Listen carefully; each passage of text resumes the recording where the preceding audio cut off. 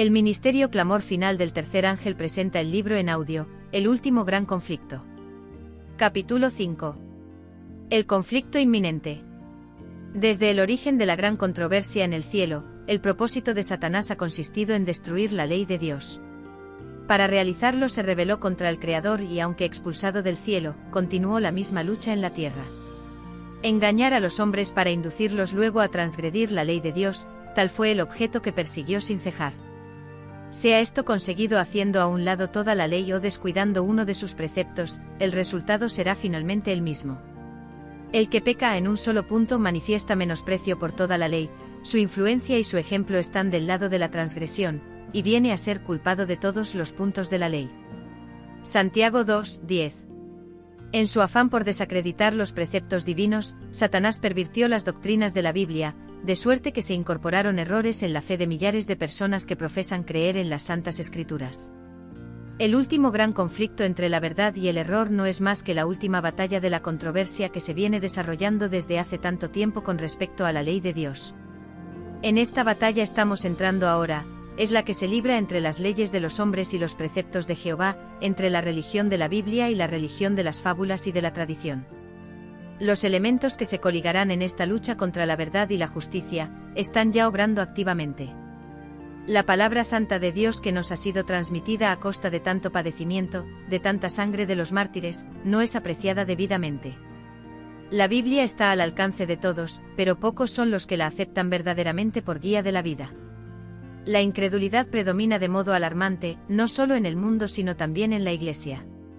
Muchos han llegado al punto de negar doctrinas que son el fundamento mismo de la fe cristiana. Los grandes hechos de la creación como los presentan los escritores inspirados, la caída del hombre, la expiación y el carácter perpetuo de la ley de Dios son en realidad rechazados entera o parcialmente por gran número de los que profesan ser cristianos. Miles de personas que se envanecen de su sabiduría y de su espíritu independiente, consideran como una debilidad el tener fe implícita en la Biblia. Piensan que es prueba de talento superior y científico argumentar con las sagradas escrituras y espiritualizar y eliminar sus más importantes verdades. Muchos ministros enseñan a sus congregaciones y muchos profesores y doctores dicen a sus estudiantes que la ley de Dios ha sido cambiada o abrogada, y a los que tienen los requerimientos de ella por válidos y dignos de ser obedecidos literalmente, se los considera como merecedores tan solo de burla o desprecio. Al rechazar la verdad, los hombres rechazan al autor de ella. Al pisotear la ley de Dios, se niega la autoridad del legislador. Es tan fácil hacer un ídolo de las falsas doctrinas y teorías como tallar un ídolo de madera o piedra. Al representar falsamente los atributos de Dios, Satanás induce a los hombres a que se formen un falso concepto con respecto a él. Muchos han entronizado un ídolo filosófico en lugar de Jehová, mientras que el Dios viviente, tal cual está revelado en su palabra, en Cristo y en las obras de la creación, no es adorado más que por un número relativamente pequeño. Miles y miles deifican la naturaleza al paso que niegan al Dios de ella. Aunque en forma diferente, la idolatría existe en el mundo cristiano de hoy tan ciertamente como existió entre el antiguo Israel en tiempos de Elías. El Dios de muchos así llamados sabios o filósofos, poetas, políticos, periodistas, el Dios de los círculos selectos y a la moda, de muchos colegios y universidades y hasta de muchos centros de teología, no es mucho mejor que Baal, el Dios Sol de los fenicios. Ninguno de los errores aceptados por el mundo cristiano ataca más atrevidamente la autoridad de Dios, ninguno está en tan abierta oposición con las enseñanzas de la razón, ninguno es de tan perniciosos resultados como la doctrina moderna que tanto cunde, de que la ley de Dios ya no es más de carácter obligatorio para los hombres. Toda nación tiene sus leyes que exigen respeto y obediencia, ningún gobierno podría subsistir sin ellas, y es posible imaginarse que el Creador del cielo y de la tierra no tenga ley alguna para gobernar los seres a los cuales creó. Supongamos que los ministros más eminentes se pusiesen a predicar que las leyes que gobiernan a su país y amparan los derechos de los ciudadanos no estaban más en vigencia, que por coartar las libertades del pueblo ya no se les debe obediencia. ¿Por cuánto tiempo se tolerarían semejantes prédicas? ¿Pero es acaso mayor ofensa desdeñar las leyes de los estados y de las naciones que pisotear los preceptos divinos, que son el fundamento de todo gobierno? Más acertado sería que las naciones aboliesen sus estatutos y dejaran al pueblo hacer lo que quisiese, antes de que el legislador del universo anulase su ley, y dejase al mundo sin norma para condenar al culpable o justificar al obediente. ¿Queremos saber cuál sería el resultado de la abolición de la ley de Dios? El experimento se ha hecho ya. Terribles fueron las escenas que se desarrollaron en Francia cuando el ateísmo ejerció el poder. Entonces el mundo vio que rechazar las restricciones que Dios impuso equivale a aceptar el gobierno de los más crueles y despóticos. Cuando se echa a un lado la norma de justicia, queda abierto el camino para que el príncipe del mal establezca su poder en la tierra. Siempre que se rechazan los preceptos divinos, el pecado deja de parecer culpa y la justicia deja de ser deseable. Los que se niegan a someterse al gobierno de Dios son completamente incapaces de gobernarse a sí mismos. Debido a sus enseñanzas perniciosas, se implanta el espíritu de insubordinación en el corazón de los niños y jóvenes, de suyo insubordinados, y se obtiene como resultado un estado social donde la anarquía reina soberana. Al paso que se burlan de la credulidad de los que obedecen las exigencias de Dios, las multitudes aceptan con avidez los engaños de Satanás. Se entregan a sus deseos desordenados y practican los pecados que acarrearon los juicios de Dios sobre los paganos. Los que le enseñan al pueblo a considerar superficialmente los mandamientos de Dios, siembran la desobediencia para recoger desobediencia. Rechácense enteramente los límites impuestos por la ley divina y pronto se despreciarán las leyes humanas. Los hombres están dispuestos a pisotear la ley de Dios por considerarla como un obstáculo para su prosperidad material, porque ella prohíbe las prácticas deshonestas, la codicia, la mentira y el fraude, pero ellos no se imaginan lo que resultaría de la abolición de los preceptos divinos. Si la ley no tuviera fuerza alguna, ¿por qué habría de temerse el transgredirla? La propiedad ya no estaría segura. Cada cual se apoderaría por la fuerza de los bienes de su vecino, y el más fuerte se haría el más rico. Ni siquiera se respetaría la vida. La institución del matrimonio dejaría de ser baluarte sagrado para la protección de la familia. El que pudiera, si así lo desease, tomaría la mujer de su vecino. El quinto mandamiento sería puesto a un lado junto con el cuarto. Los hijos no vacilarían en atentar contra la vida de sus padres, si al hacerlo pudiesen satisfacer los deseos de sus corazones corrompidos. El mundo civilizado se convertiría en una horda de ladrones y asesinos, y la paz, la tranquilidad y la dicha desaparecerían de la tierra. La doctrina de que los hombres no están obligados a obedecer los mandamientos de Dios ha debilitado ya el sentimiento de la responsabilidad moral y ha abierto anchas las compuertas para que la iniquidad aniegue el mundo.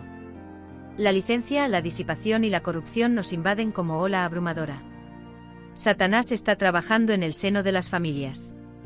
Su bandera flota hasta en los hogares de los que profesan ser cristianos. En ellos se ven la envidia, las sospechas, la hipocresía, la frialdad, la rivalidad, las disputas, las traiciones y el desenfreno de los apetitos. Todo el sistema de doctrinas y principios religiosos que deberían formar el fundamento y marco de la vida social, parece una mole tambaleante a punto de desmoronarse en ruinas. Los más viles criminales echados en la cárcel por sus delitos, son a menudo objeto de atenciones y obsequios como si hubiesen llegado a un envidiable grado de distinción. Se da gran publicidad a las particularidades de su carácter y a sus crímenes. La prensa publica los detalles escandalosos del vicio, iniciando así a otros en la práctica del fraude, del robo y del asesinato, y Satanás se regocija del éxito de sus infernales designios. La infatuación del vicio, la criminalidad, el terrible incremento de la intemperancia y de la iniquidad, en toda forma y grado, deberían llamar la atención de todos los que temen a Dios para que vieran lo que podría hacerse para contener el desborde del mal. Los tribunales están corrompidos. Los magistrados se dejan llevar por el deseo de las ganancias y el afán de los placeres sensuales. La intemperancia ha obcecado las facultades de muchos, de suerte que Satanás los dirige casi a su gusto. Los juristas se dejan pervertir, sobornar y engañar. La embriaguez y las orgías, la pasión, la envidia, la mala fe bajo todas sus formas se encuentran entre los que administran las leyes. La justicia se mantiene a lo lejos por cuanto la verdad está caída en la calle, y la rectitud no puede entrar. Isaías 59, 14 vm. La iniquidad y las tinieblas espirituales que prevalecieron bajo la supremacía papal fueron resultado inevitable de la supresión de las Sagradas Escrituras. Pero ¿dónde está la causa de la incredulidad general, del rechazamiento de la ley de Dios y de la corrupción consiguiente bajo el pleno resplandor de la luz del Evangelio en esta época de libertad religiosa? Ahora que Satanás no puede gobernar al mundo negándole las Escrituras, recurre a otros medios para alcanzar el mismo objeto. Destruir la fe en la Biblia responde también a sus designios como destruir la Biblia misma. Insinuando la creencia de que la ley de Dios no es obligatoria, empuja a los hombres a transgredirla tan seguramente como si ignorasen los preceptos de ella. Y ahora, como en tiempos pasados, obra por intermedio de la Iglesia para promover sus fines. Las organizaciones religiosas de nuestros días se han negado a prestar atención a las verdades impopulares claramente enseñadas en las Santas Escrituras, y al combatirlas, han adoptado interpretaciones y asumido actitudes que han sembrado al vuelo las semillas del escepticismo. Aferrándose al error papal de la inmortalidad natural del alma y al del estado consciente de los muertos, han rechazado la única defensa posible contra los engaños del espiritismo. La doctrina de los tormentos eternos ha inducido a muchos a dudar de la Biblia. Y cuando se le presenta al pueblo la obligación de observar el cuarto mandamiento, se ve que ordena reposar en el séptimo día, y como único medio de librarse de un deber que no desean cumplir, muchos de los maestros populares declaran que la ley de Dios no está ya en vigencia. De este modo rechazan al mismo tiempo la ley y el sábado. A medida que adelante la reforma respecto del sábado, esta manera de rechazar la ley divina para evitar la obediencia al cuarto mandamiento se volverá casi universal. Las doctrinas de los caudillos religiosos han abierto la puerta a la incredulidad, al espiritismo y al desprecio de la santa ley de Dios, y sobre ellos descansa una terrible responsabilidad por la iniquidad que existe en el mundo cristiano. La Iglesia Católica Romana, al unir las formas del paganismo con las del cristianismo, y al presentar el carácter de Dios bajo falsos colores, como lo presentaba el paganismo, recurrió a prácticas no menos crueles, horrorosas y repugnantes.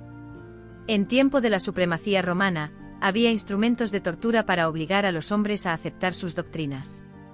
Existía la hoguera para los que no querían hacer concesiones a sus exigencias. Hubo horribles matanzas de tal magnitud que nunca será conocida hasta que sea manifestada en el día del juicio. Dignatarios de la Iglesia, dirigidos por su maestro Satanás, se afanaban por idear nuevos refinamientos de tortura que hicieran padecer lo indecible sin poner término a la vida de la víctima. En muchos casos el proceso infernal se repetía hasta los límites extremos de la resistencia humana, de manera que la naturaleza quedaba rendida y la víctima suspiraba por la muerte como por dulce alivio. Tal era la suerte de los adversarios de Roma.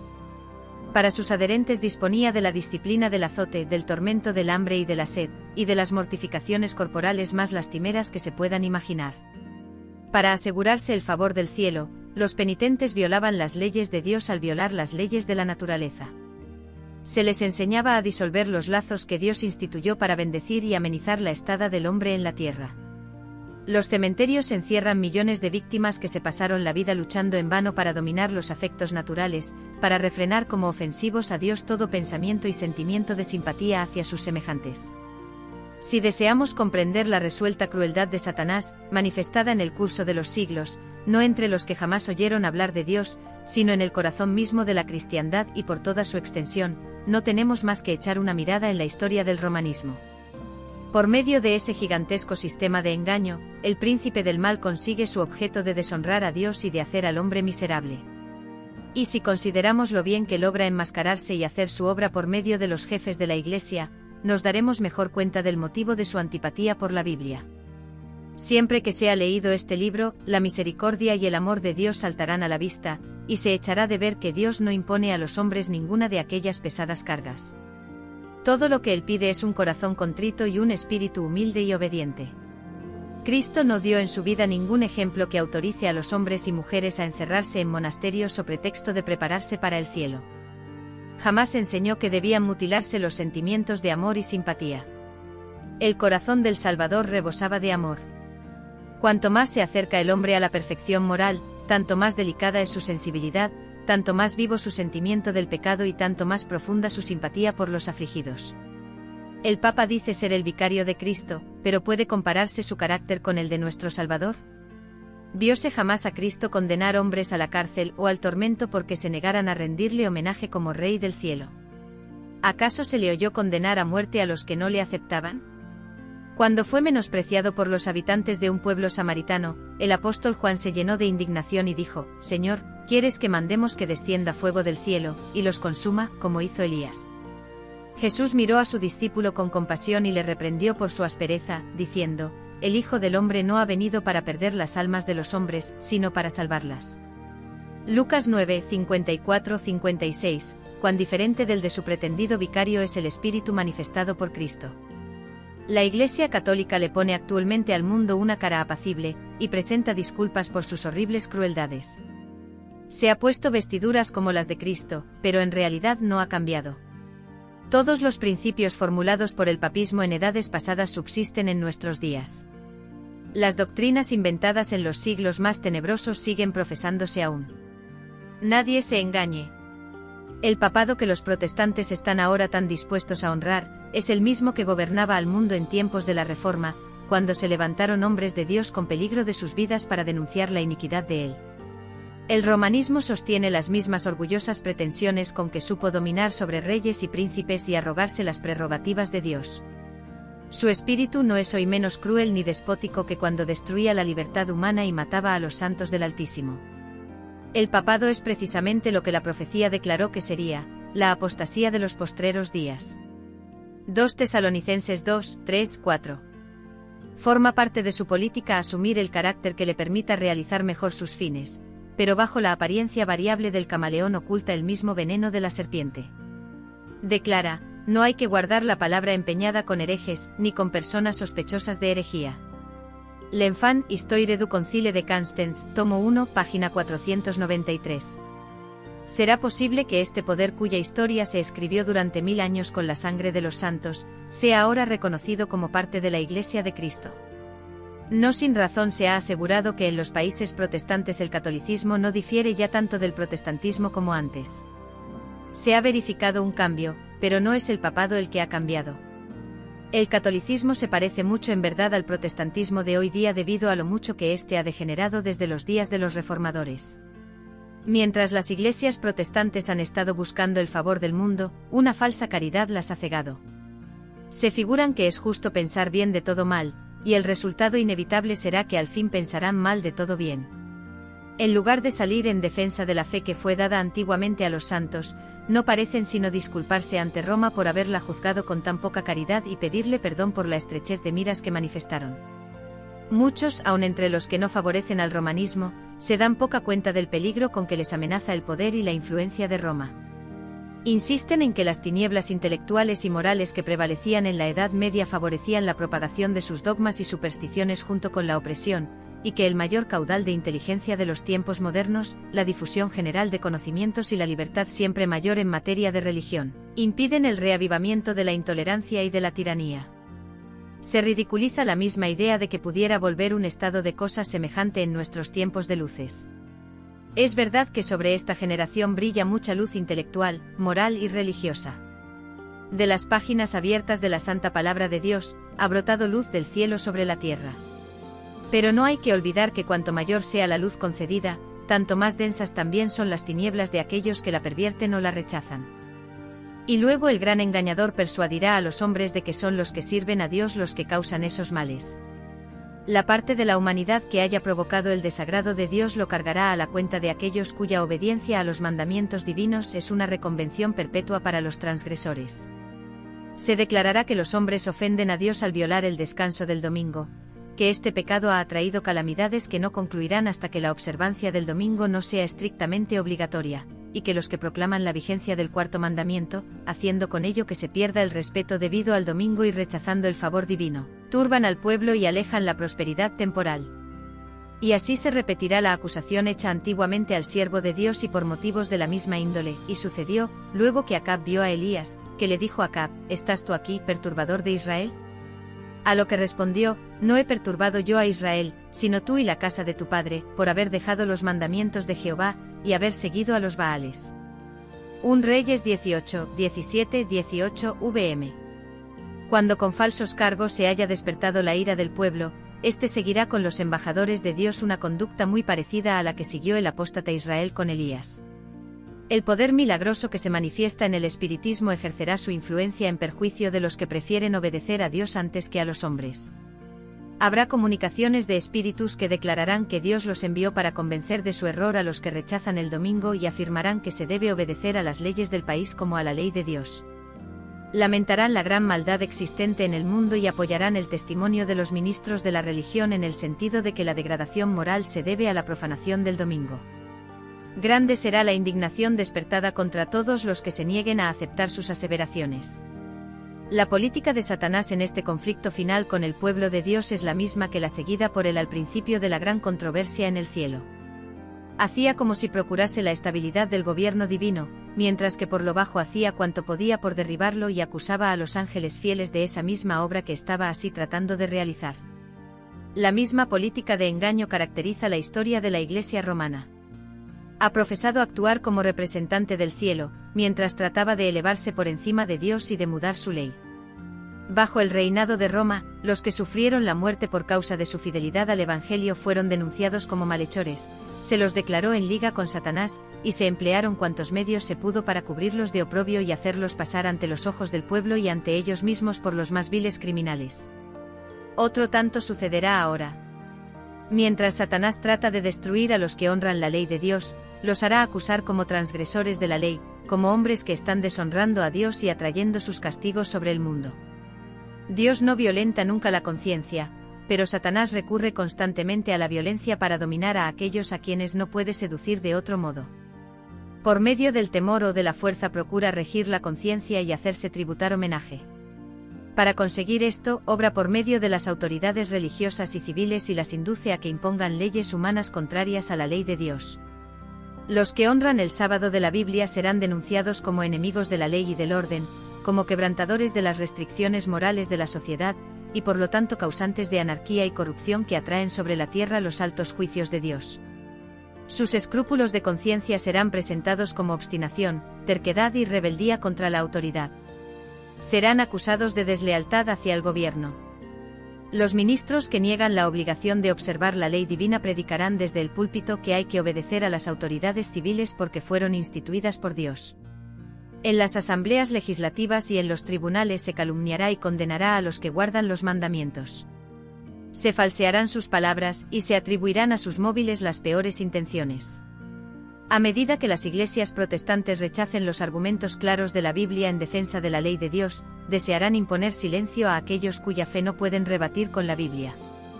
Aunque se nieguen a verlo, el hecho es que están asumiendo actualmente una actitud que dará por resultado la persecución de los que se niegan en conciencia a hacer lo que el resto del mundo cristiano está haciendo y a reconocer los asertos hechos en favor del día de reposo papal. Los dignatarios de la Iglesia y del Estado se unirán para hacer que todos honren el domingo, y para ello apelarán al cohecho, a la persuasión o a la fuerza. La falta de autoridad divina se suplirá con ordenanzas abrumadoras. La corrupción política está destruyendo el amor a la justicia y el respeto a la verdad, y hasta en los Estados Unidos de la libre América, se verá a los representantes del pueblo y a los legisladores tratar de asegurarse el favor público doblegándose a las exigencias populares por una ley que imponga la observancia del domingo. La libertad de conciencia que tantos sacrificios ha costado no será ya respetada. En el conflicto que está por estallar veremos realizarse las palabras del profeta: airóse el dragón contra la mujer, y se fue para hacer guerra contra el residuo de su simiente, los que guardan los mandamientos de Dios, y tienen el testimonio de Jesús. Apocalipsis 12, 17, vm.